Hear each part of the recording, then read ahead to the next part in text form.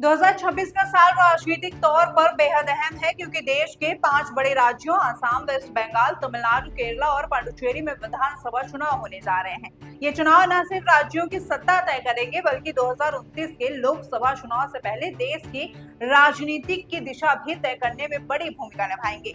सभी राष्ट्रीय और क्षेत्रीय दलों ने अभी से ही अपनी राजनीतिक रणनीतिक बनाना शुरू कर दिया है और राजनीतिक सरगर्मी तेज हो गई है। अगर बात करें आसाम की, तो यहाँ मुख्य मुकाबला हेमंत बिश्वा शर्मा के नेतृत्व वाली बीजेपी और कांग्रेस के बीच माना जा रहा है। बीजेपी एक बार फिर से विकास और कानून व्यवस्था के मुद्दे पर चुनाव लड़ने की तैयारी में है।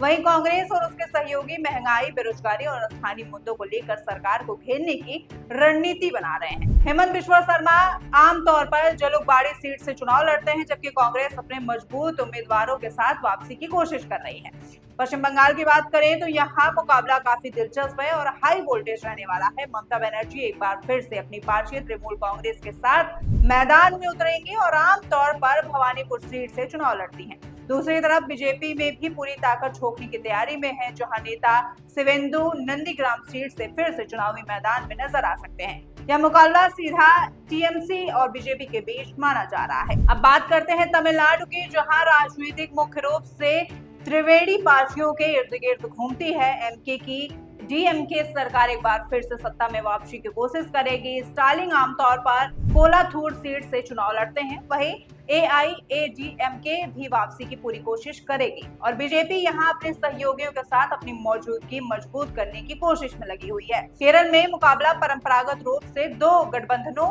एलडीएफ और यूडीएफ के बीच होता है। मौजूदा मुख्यमंत्री पिनराई विजयन एलडीएफ की तरफ से एक बार फिर से नेतृत्व करते नजर आएंगे और वे धर्मदाम सीट से चुनाव लड़ते हैं। वहीं कांग्रेस के नेतृत्व वाला यूडीएफ भी सत्ता में वापसी के लिए पूरी ताकत लगाएगा। यहाँ हर चुनाव में सत्ता परिवर्तन का ट्रेंड भी देखने को मिलता है, जिससे मुकाबला और दिलचस्प हो जाता है।